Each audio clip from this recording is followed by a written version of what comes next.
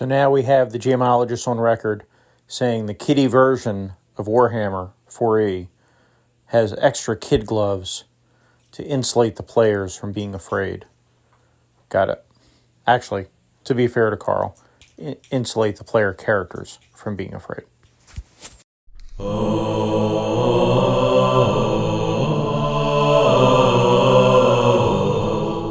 Carl Rodriguez is the GMologist, GM extraordinaire, the GMologist.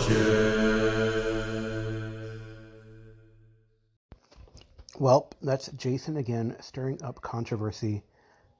He is saying that my comment means X when no, I was just kind of talking about it, maybe grousing a bit about it, but Jason is convinced that Grim Dark Fantasy Warhammer Fantasy RPG version 4 is for children.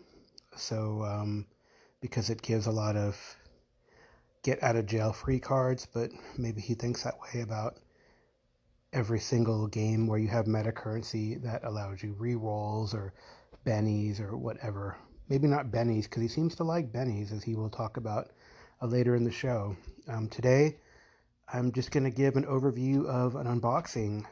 It is the Historia Renaissance Dark Fantasy role-playing for 5e. It involves anthropomorphic animals. I did the Kickstarter a while ago, and the print copy finally came. It looks pretty cool, and I don't know, Jason made a comment on the Discord the other day that, look, this one particular game is got intrigue, it's got anthropomorphic animals, it's in the Renaissance and has guns, and I'll probably like it. So this is that game, and I guess he knew that I was getting the package today. He is, not only is Jason Connerly the master of wit and sarcasm, but also the predictor of the future. Not only do we have call-ins from Jason, but also from Joe Richter. And those, again, will be at the latter part of the show. My first part of the show is going to be the Historia overview.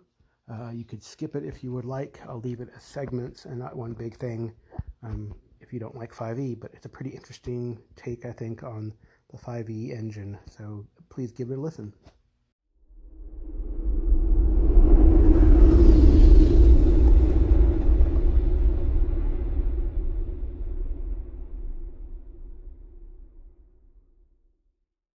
Here's your mandatory required Metallica unboxing. No, there's no Metallica. I guess if I had music in the background, it would be more exciting, right? So I got this thing from Studio 2 Publishing, but I guess it's not freaking,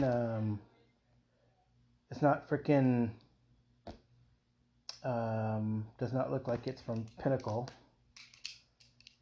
Studio 2, I don't know. It says DBA Mana Project Studios. Let us see. This is like a weird box. It's like long. It feels like a book in it, but it's long. It's like 2 feet by 1 foot. Seriously. It's only like an inch thick. And it's not like an easy opening thing.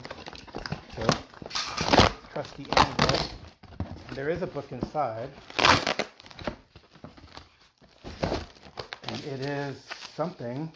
Oh, hey, that's kind of funny. Jason was just sort of mentioning this the other day, or referred to it, Jason Connerly. That is, this is Historia. It is from Mana Project Studios. It was a Kickstarter I did I feel like 2 years ago, but delays and all that. It's in its own little bubble wrappy thing. So this is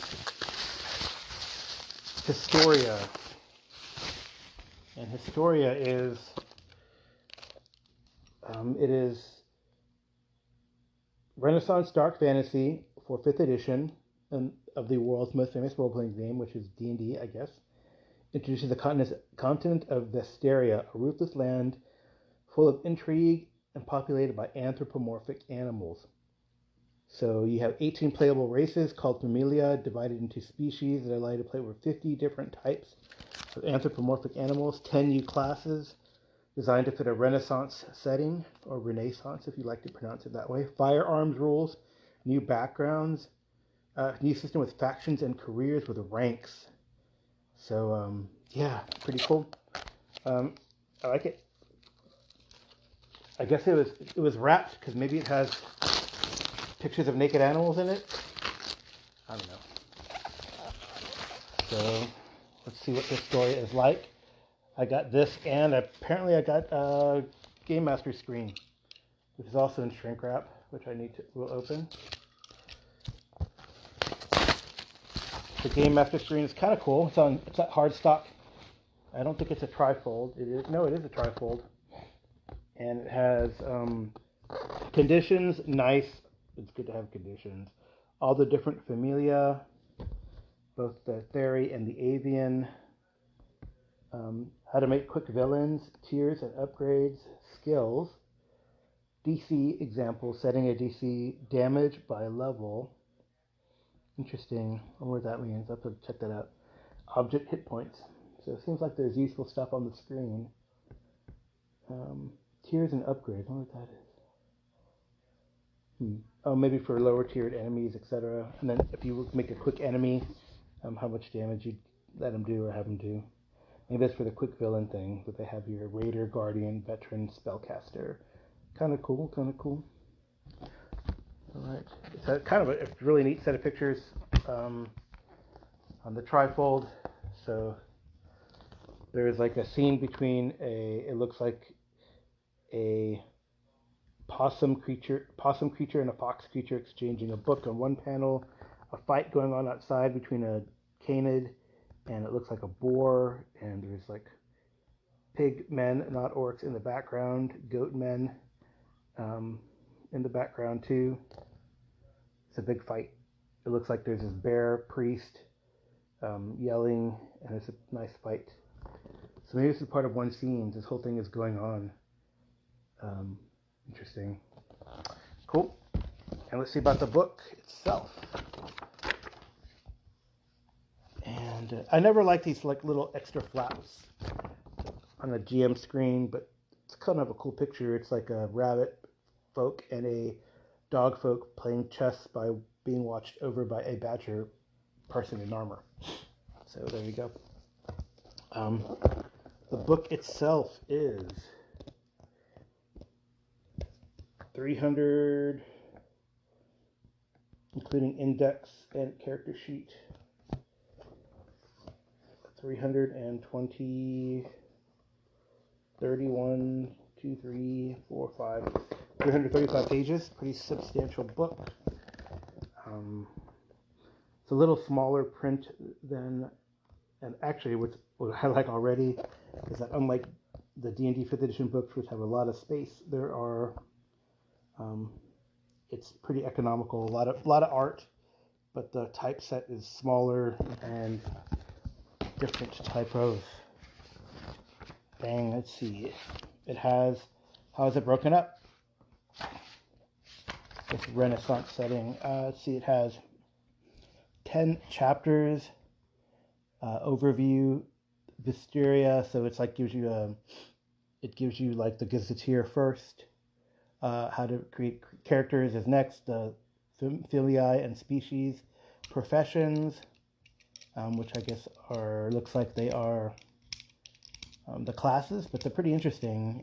So I guess as opposed to being adventurer as your profession and having a class, you have professions like alchemist, armorer, flagellant, magus, merchant, priest, sapper, scholar, scoundrel, adventurer. Let me see if these are the actual replacement for classes.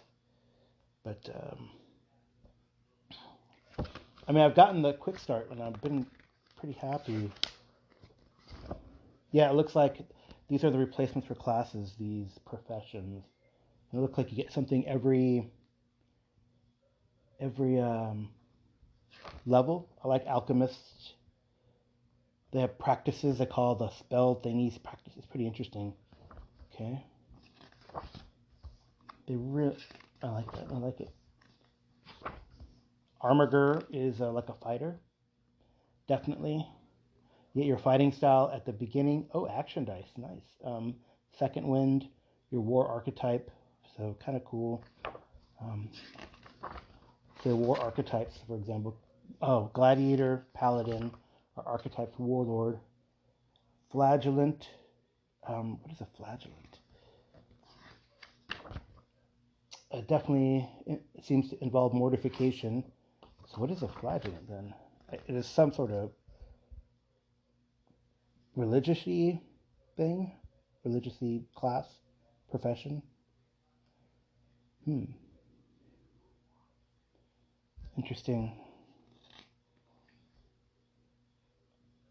They must explain it somewhere else. But they have like mortification, defense without armor, self-inflicted injuries. They're definitely, those people that type of class that they have spell casting. Interesting. Okay. And they use Constitution for their spell casting. I wonder if they have a spell casting aesthetic, fanatic, holy guide. Interesting. It's crazy. It looks like a crazy class. Magus, spellcaster class. Pretty interesting. Okay. Wow, so the classes seem very distinct and different for sure from your 5e classes. I'm definitely interested in it.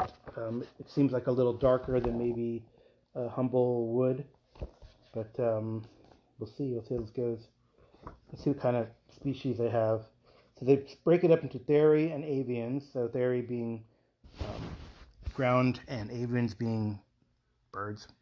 Theri being ground creatures. But in Theri, there are canids, edenti, so armadillos, pangolins. You could be a sloth person. Eulipi, felids, which is cats, right? Likai, which are coyotes, wolves, and foxes. Mustasi, which are wolverines, otters. Rodenti, beavers, porcupines, etc. Ruminsi, which are the big things. Moses, bovines, goats, deer, sheep. Oh, there's more. Sauti, boars and pigs. Ursides, vespertili. And they kind of use like kind of an Italian-ish, Latinish spelling. Maybe it is the Italian. Mana Project is from Italy. And then the avians, you could be Anseri, ducks, corbi, ravens, crows, Graconi, which are herons, Pisci, which are sparrows, Rapax, which are raptors, eagles, vultures, falcons, roosbi, pheasants, peacocks, chickens, sturgey, owls, etc. So pretty cool. They have an instinct, and then they go into the next part of this as the different types of subspecies, I guess. Pretty interesting. It's like in Adenti, right? They have anteaters, armadillos, pangolins, sloths. Pretty cool. For the canids, for an example, they have different types of dog breeds. Doggo being and each one has like a different thing. Yeah, pretty cool. Dogs, hounds, working dogs, or actually it looks like they're levry, which are proud, beautiful, charismatic, slender, and elegant members of this species. So that toy breeds maybe, Primoi, which seem to be like working dogs. So kind of cool, good stuff. It looks like a lot to read. Hold on, I'm going to pause and look up that section on factions and give a short overview. They do have something else called ventures, which are motivations. I guess they're kind of like the backgrounds that urge them to risk their lives, face dangers, adventurous plots, and pursue their own interest. They replace the background feature, which is just regulated, they say, to character creation, but here is something that you will be pursuing your whole life. So they have like art, destiny, devotion. It's kind of, I feel like if you listen to, if you look at Level Up, and I think, like, if you look at Pete Jones' Dragons Are Real, his podcast, he just talked about the replacement for backgrounds that I think it's called Destiny and Level Up. So maybe they're trying to make these more interesting. So Enlightenment is another one. Discovery, Heritage, Revenge. are the different ventures, motivations. So I want to see how they implement those. How are they different? It looks like what you do is from the description of the details of your character, you will have a question that will try to focus the attention on the type of character you want to play. Each character should have some kind of conflict that pushes him in two different directions, the coward and the hero. So during your venture, you define your bond, which ability would be best describe your ordinary life, define the ideal, what ability makes my character a hero, to define a flaw. You should answer what characters makes you a coward. Finally, the trait should reveal something interesting about you, a motto or your habit. So I guess you would do that with each of the different ventures. And then those are the descriptors of the venture, right? So there's an ideal, a bond, a flaw, a trait within them. So pretty cool. So I guess in an example is that in art, the ideal is what is the beauty you're looking for? What is the message you want to bring the world? The bond, who introduced you to art? Who changed your style? The flaw, what is the horrible thing you want? What danger harbors in your soul? And the character trait, what will your last masterpiece look like? So it gives you some goals and stuff like that, I guess. And mechanically, they use this like it seems like Level Up is using those destinies to get you inspiration if you express the prominence of it. So the prominence for art, for example, is the eye of the watcher. You notice the aesthetics of those around you with just a quick glance. You can spend inspiration to understand who is in front of you and automatically sensing their ideals. So it's kind of interesting. Endowment, yeah, you get stuff for it too, proficiencies, etc. So hopefully this will help the players get involved in the world, along with the wealth and influence. You have fame, faction, and careers. So they have different levels of fame from 5 to 30 that you can reach, and you earn fame by doing various things. I like that kind of idea. The factions, they have rank, contacts, and followers, different types of factions, and they have a faction structure. I've always enjoyed faction play, but there's one here. The first one, Brethren of Worms, is a mercenary military organization, how you join, what the different ranks are. So I think part of the game too is to rise up in rank for like the Church of Bones or that kind of thing. The Circle of Whispers, the Co-Fraternity of the Mortified, that's probably for flagellants. The Emissaries of the Khan, interesting. So spies maybe. 2, 3, 4, 5. There's like 8 or so factions. You can create your own as well, and who can join and all that kind of stuff. So, oh, and they also have careers. So I guess it probably goes hand in hand with your venture. So they have different careers as well. As with becoming a member of the faction, each career can try to engage a personal project. Artisan, artist, cartographer, historian, mentor, outlaw. So there's different things to do, and these have ranks, soldier, sailor, etc. So they really want you to get involved and become part of the world. They do have a different set of armors and what they are. Shields, weapons. They do explain how birds can carry weapons. Avian armors, shields, and weapons. A section on firearms. Let's see. Oh, wow. Firearms are pretty nasty. Pretty nasty, it looks like. So, all right. For example, a pistol does 2d8 piercing, a musket 2d12. So, and they have like bigger weapons, like looks like artillery, for example. And here they define how inspiration works as well. Inspiration is going to be in this game an advantage on the roll. So how you use your inspiration is probably through your venture. Oh, there's different ways you can use inspiration, not just advantage, but also using your inspiration for your prominence in your venture, for vital recovery. You can spend a hit dice to add the result to their constitution modifier for hit points. And you can spend this as a part of action or reaction, and then recover your resources as well.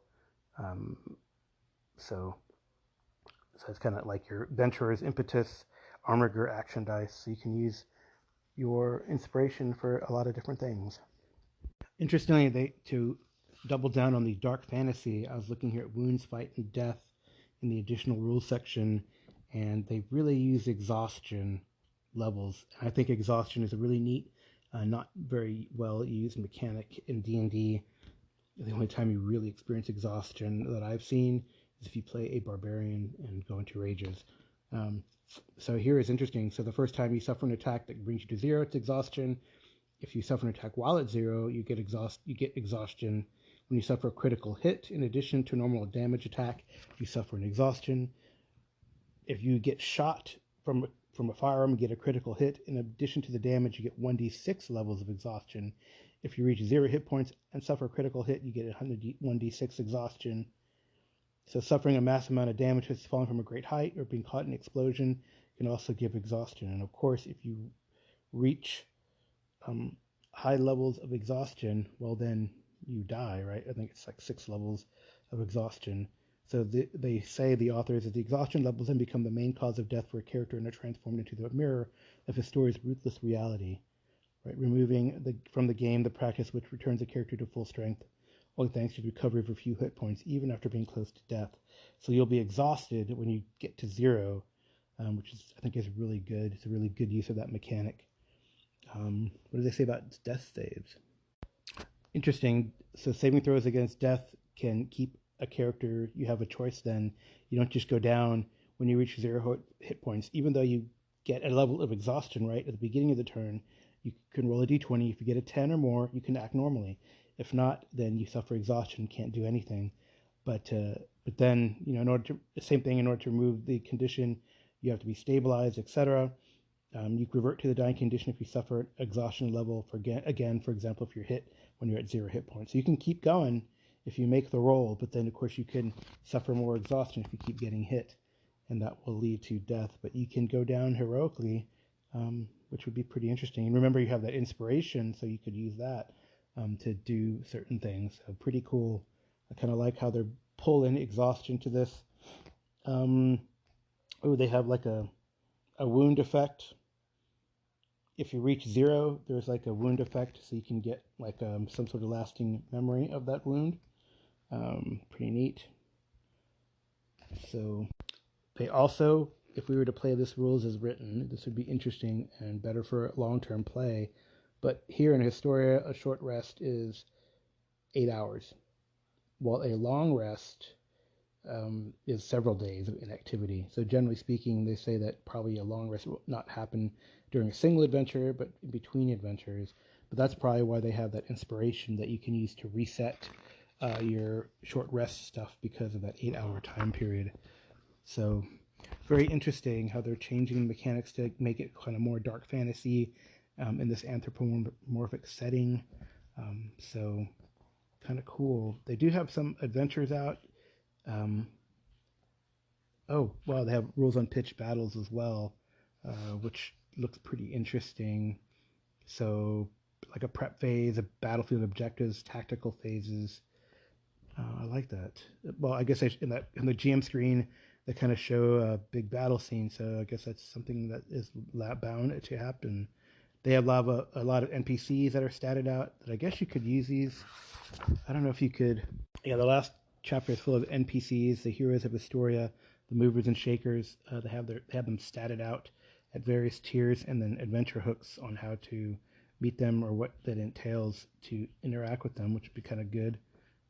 There's quite a few of them. Then there's also non-player characters as well. Seems those are all tier 1. Maybe the helpers are helpful. There's multiple tiers in the NPCs as well, also with hooks. So they have movers and shakers as well as NPCs you can meet, and then how to make your own NPCs as well, and then the backer list, back material index. Cool map. It's a poetic map of Historia, which looks like Europe and the Mediterranean, with islands in the Mediterranean. So pretty cool. Looks like a really neat book, and maybe I'll bring a game to a table near you. So that is Historia. Anthropomorphic dark fantasy renaissance role-playing for 5th edition D&D.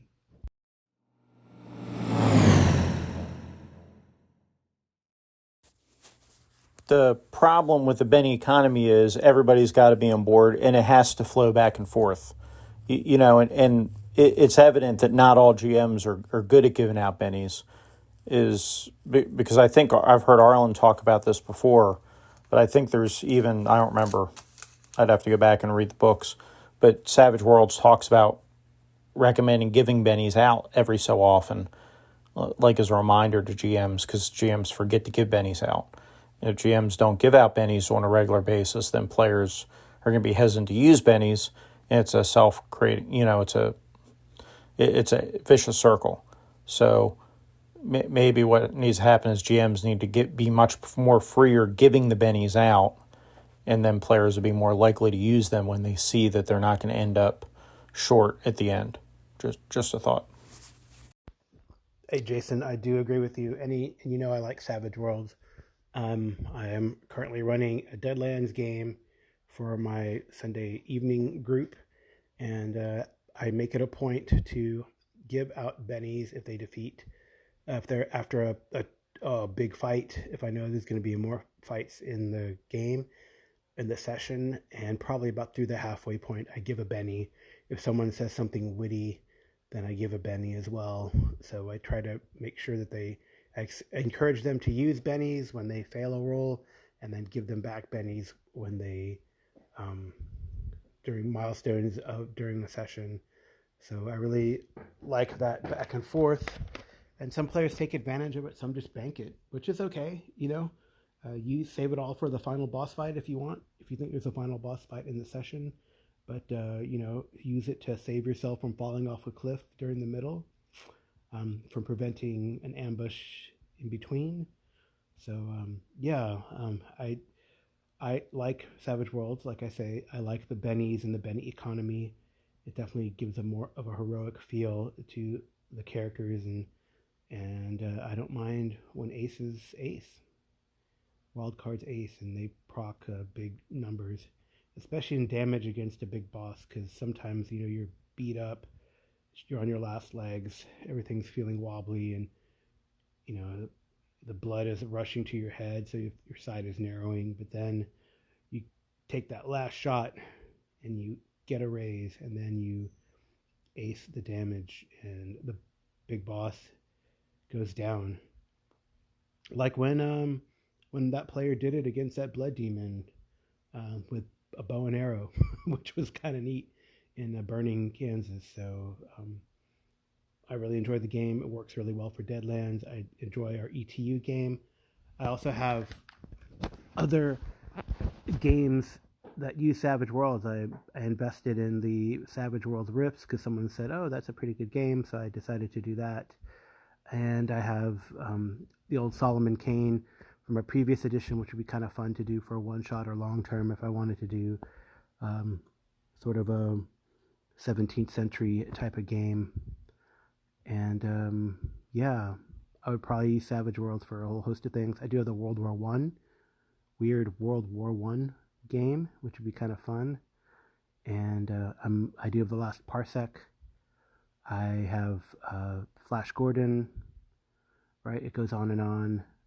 I'm looking forward to the superhero one. I'd love to see how supers do, how Savage Worlds does supers, because I think people who complain about the superheroicness or the feeling of superheroicness of a character, well, maybe it works best in a superhero genre game.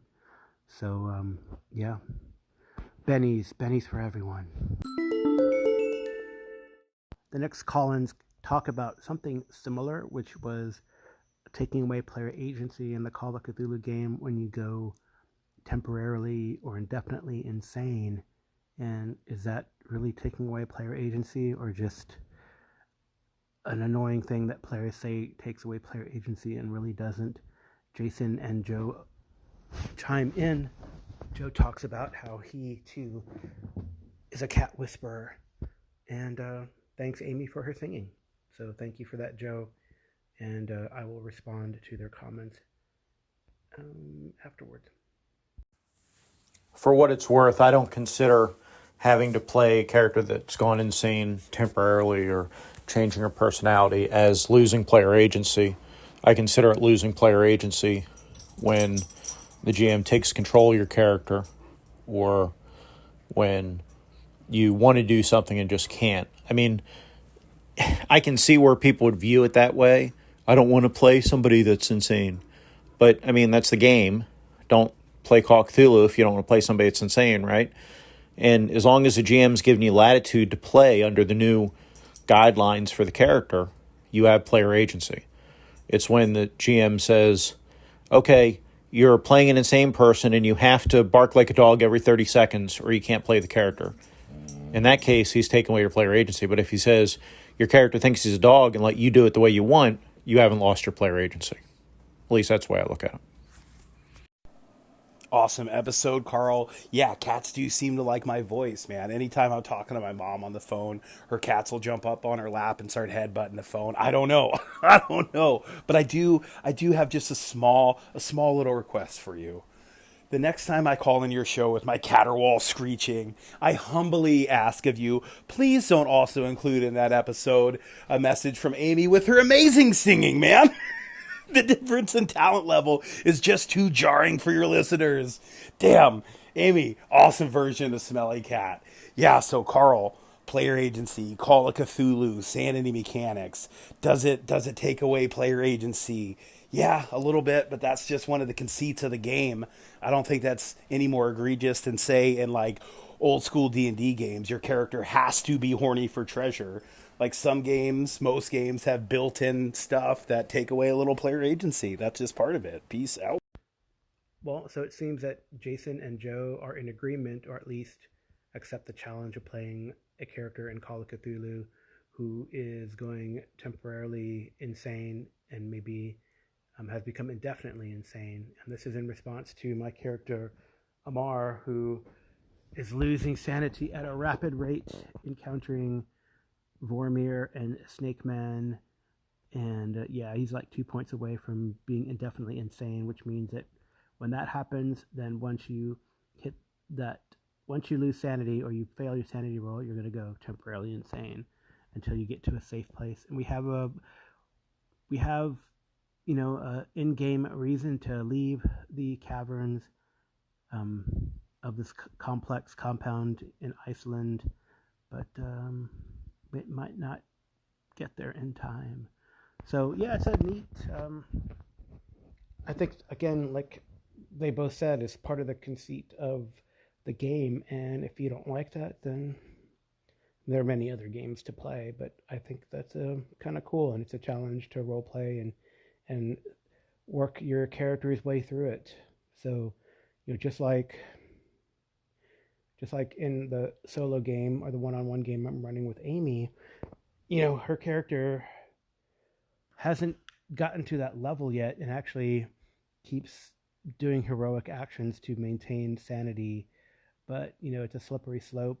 She's learning more and more mythos, and learning spells and sorcery, so that kind of takes sanity down as well. So, eventually, maybe she'll have to be her own patient, as her character is a psychiatrist working at Arkham Asylum.